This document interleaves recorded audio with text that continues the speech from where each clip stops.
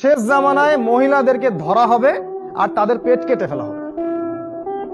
সুবহানাল্লাহ, চিন্তা করতে পারেন, শেষ জামানায় মেয়েদেরকে ধরা হবে জোর করে এবং পেট কেটে ফেলা হবে। কি বুঝলেন? সিজার। সিজার আজকে থেকে 30 বছর আগে এত সিজার ছিল, এরপরেও কিছু মানুষের হজম হয় না, যেটা শেষ জামানা। একটা হাদিস পড়লাম সেদিন, মানে আমার কাছে মনে হচ্ছে আমি যেন রাসূল সাল্লাল্লাহু আলাইহি ওয়াসাল্লামের মুখ থেকে হাদিসটা শুনছি।